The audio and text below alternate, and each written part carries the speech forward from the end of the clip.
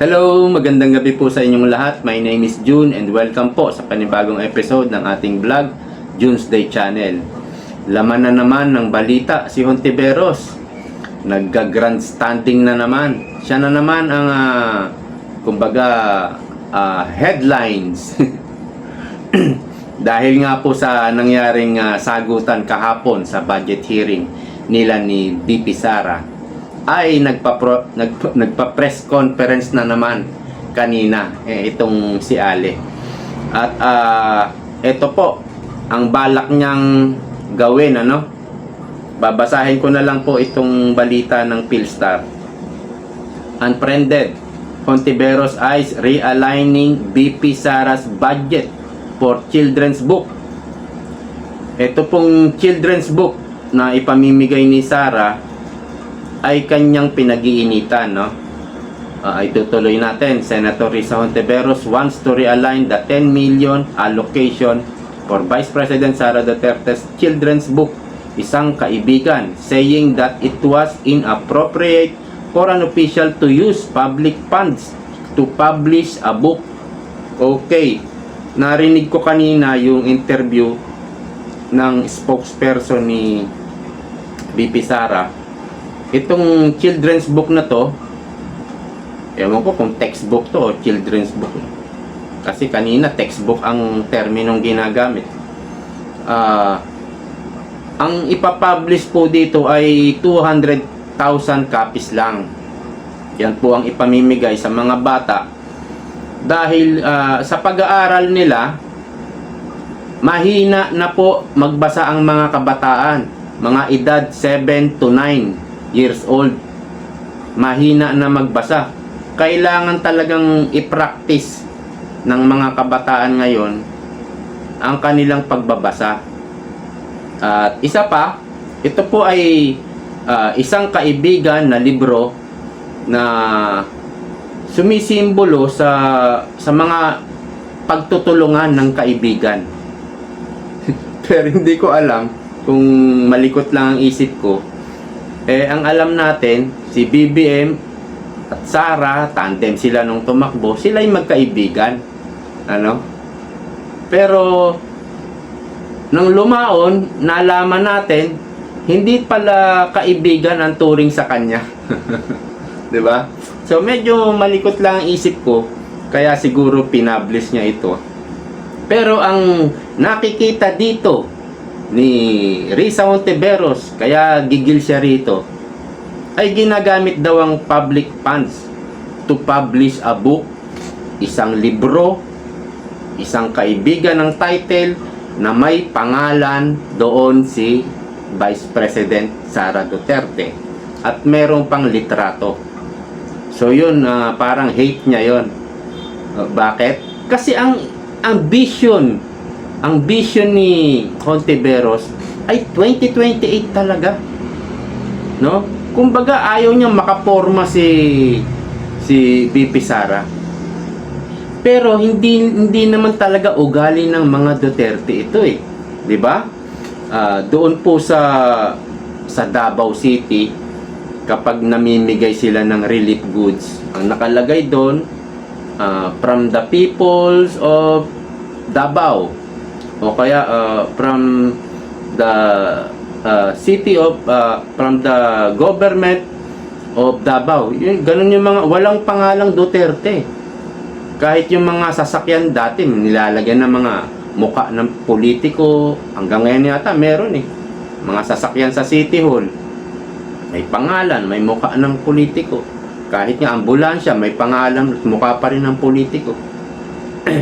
Hindi po pinapractice ng mga Duterte yun At kung mapapansin mo, o kung maaalala mo, noong DepEd Secretary pa si VP Sara, hindi ba't yung mga dekorasyon sa classroom pinatanggal niya? Pati yung litrato niya na may nakalagay na Vice President of the Philippines Sara Zimmerman Duterte, pinatanggal niya. Kung talagang gusto niya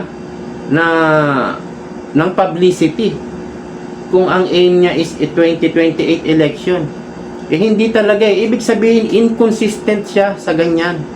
No? Pero, kung iahambing natin, itong 10 million para sa children's book, at itatabi natin, 10 million, tatabi natin yung 500 billion ni Marcos at Tamba para sa ayuda. Ha? Okay, 10 million is still 10 million. Malaking pera pa rin yan. Pero kung itatabi mo nga sa 500 billion na pang-ayuda ni Marcos at Tamba, napakaliit ng 10 million. Di ba? At 200 copies children's book lang yan. Bakit hindi niya kine-question ito ni Risa Hontiveros? Di ba? Kung talagang para ka sa sa bayan, kung talagang ayaw mong magamit ang public funds para sa politika, para sa publicity, bakit 500 billion? Bakit yun hindi niya sinisita? Di ba? Yung namimili lang siya. So walang consistency ang mga ginagawa nito ni Hontiveros. Dahil kalaban ka, atakihin ka. Pag hindi ka kalaban, okay lang. 500 billion, wala, okay lang yan. So, nasaan yung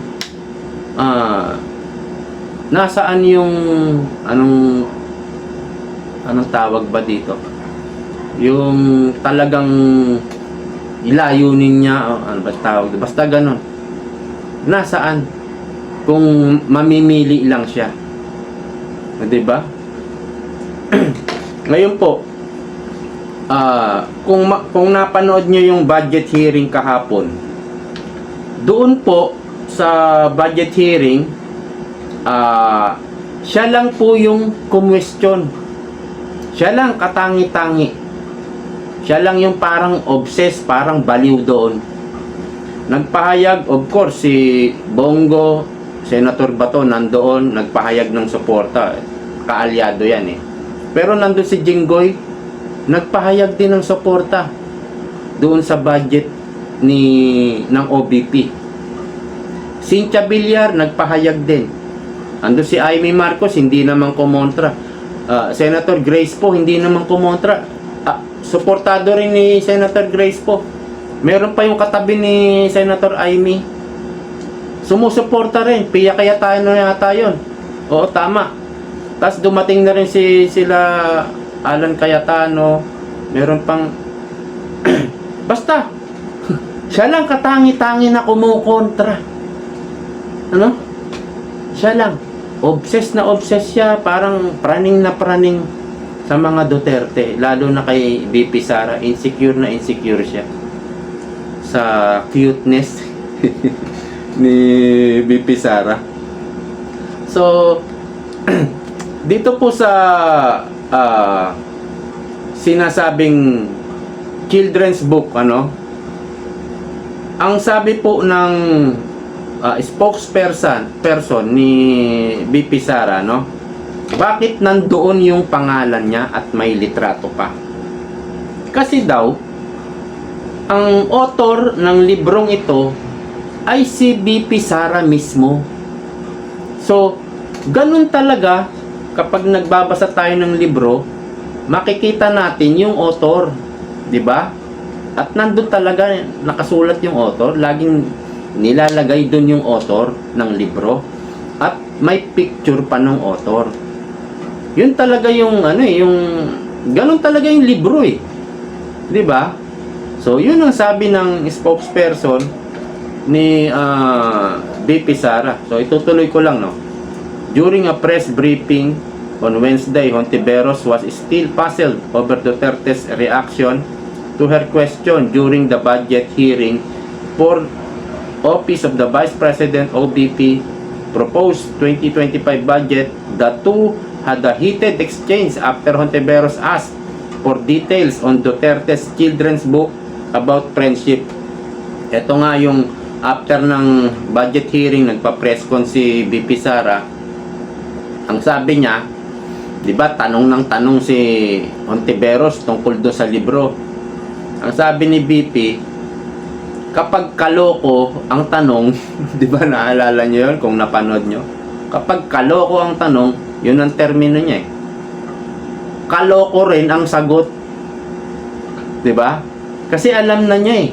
Alam niya na yung talagang ipo-point out ni Hontiveros.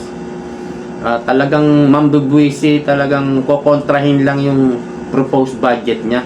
At gusto nga na mamalimos na lang sa mga similar program ng mga ahensya ng gobyerno kagaya ng DSWD. Gusto mamalimos na lang, hihingi na lang doon. Sinagot nga siya. Ang sabi ni BP, meron na kaming mga experience na kapag kami nagre-repair ng tao, pinapapunta namin sa DSWD, sa IX nga, ang response ay kay BP Sara yan, kalaban yan. So hindi kayo mabibigyan ng tulong ng DSWD. So yan yung experience nila. Kaya hindi po pwedeng humingi na lang doon. Wag nang i-separate. I-synchronize na lang daw. Kaya hindi po pwede yun. So itutuloy ko lang, no. Asked if she plans to realign the 10 million budget, Hontiveros said she will do so in the period of amendments. Okay, dito na tayo sa pangpinali na to eh. Dito sa budget, no. After kasi ng Congress, haharap din dun si BP Sara sa Congress, nako. Ang daming mga kalaban doon. Ang daming mga hayop doon. Yung matitigas ang balat. Yung parang buhaya ang balat. 'Di ba? Ang dami doon. Ang lalaki ng ipin, ang lalakas lumamon ng mga 'yon. After nung kung makapasa ito, maaprobahan ng House of Representative, babalik po ito sa Senado at pwede siyang mag-conduct ng motion of amendments.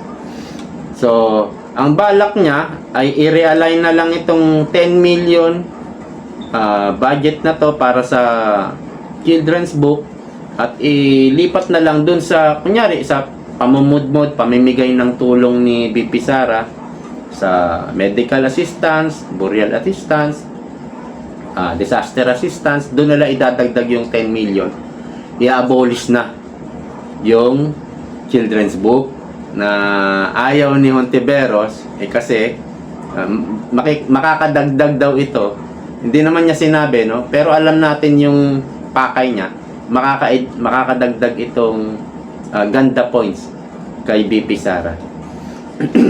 So, dito sabi naman ni Chis Escudero, wait lang kapag nag-motion si Hontiveros, ito po sabi ni Chis, Senate to vote if 10 million for BP Sara's book will realign. So, magkakandak ng motion of amendment si Hontiveros at ito'y pagbobotohan. Nakita naman natin kahapon na siya lang katangi-tangi ang hindi sumusuporta. Ang lahat doon sa Senate, sa hearing na yon, nagbigay ng suporta. So, pag dumating na sa botohan, hindi rin po magtatagumpay itong si Hontiveros. So, wala rin tong mga pinagsasabi niya. Siguro, may plano din talaga itong tumakbo bilang president, no, sa 2028. Lahat naman sila may pangarap eh. Pero paano siya mananalo? No? Kulelat siya. Mas nakakaangat siya kay Tamba pero nasa kulelat pa rin sila. Ano kaya plano nito ni Hontiveros? Kasi ang alam ko, ito'y akbayan no? Parang kaututan dila ito ng mga komunistang nasa Kongreso, ng mga Gabriela, Kabataan, itong Makabayan Black na to. Parang iisa lang din yung amoy nito eh. Ang sabi ni BP Sara, itong mga komunista dapat tapusin na ito. 'Di ba nung nasa nasa vice chairman siya ng NTF-ELCAC, yan ang sinabi niya. Dapat madaliin na at tatapusin na itong mga teroristang to or komunista. Kaya they can't afford talaga na manalo ito at maupo. Dahil tapos talaga silang lahat, itong mga komunista. Tatapusin talaga sila ni BP Sara. Kaya lahat ginagawa na nitong mga komunista nasa Kongreso. At itong si Risa Hontiveros. At yung Chiki Boom na ikakampanya niya, nakikipag-alyado rin yan sa mga komunista. Di ba? Dilawan eh. Dilawan. Kaya nga napaisip pala ako. Mga dilawan talagang nakikipag-alyado sa komunista. Di ba? Yung kay Lenny, yung kampanya ni Lenny, puro mga komunista nandoon. Si Boying Remulla pa ang nagbunyag noon. Naalala nyo? So dahil itong pulahan, itong Marcos na pula ay may bahid din na dilaw, kaya hindi na tayo nagtataka at naisip na rin natin na kaya nakipag-alyado si Tamba, si Lisa Marcos sa mga komunista dahil may bahid silang dilaw. So ito na talaga yon. Ito na talaga yon. Si BP Sara talagang galit yan eh. Lumalaban yan sa mga komunista. Kaya ano na sila? Sila Hontiveros, mga obsessed na, mga praning na. Ginagamit talaga nila yung kung ano yung meron silang power. Gagamitin talaga nila yan. Ito namang si BBM, kasi alam mo naman, sumisinghot, hindi niya alam na tuwang-tuwa ang mga komunista, no? Ang nangyayari sa mga komunista ngayon, tuwang-tuwa sila. Unang-una yung si BBM, no? Si BBM, ang mga komunista, ang gusto niyan, hindi magtagumpay si BBM. Hindi nila gugustuhin magtagumpay si BBM. So anong nangyayari ngayon? 'Di ba? Nakipag-alyado sila kay BBM. Anong nangyari? Nagtatagumpay ba si BBM? Hindi. 'Di ba? 'Yun ang gusto nila. At the same time, naaatake nila na may power ng gobyerno, na meron silang power ng gobyerno, naaatake nila ang mga Duterte. So talagang tuwang-tuwa ang mga komunista ngayon. Hindi naman nila gusto magtagumpay si BBM. Kasi gusto nga nila yung maghirap ang Pilipinas eh. Para maraming ma-recruit na maging NPA. Gusto nila walang maraming trabaho. Lalo na sa mga liblib na lugar. Ayaw nilang umasenso. Yung mga nasa liblib na nasa remote control. Ayaw nila ng mga tulay na project na yan. Diba? Pag may mga project na kalsada doon, ginugulo ng mga NPA. Kaya yung mga contractor doon, pag nagko-construction na, may mga sundalo doon. Kasi may mga nanggugulo. Ayaw nila ng yung umunlad. Ayaw nila umunlad. Ayaw din nila magtagumpay ang presidente. Gusto nila masira ang gobyerno para maggalit ang taong bayan at maghawak na lang ng armas at maging mamundok. Yun ang mga gusto ng NPA, di ba? Ng mga komunista. Salamat po sa panonood. See you next time.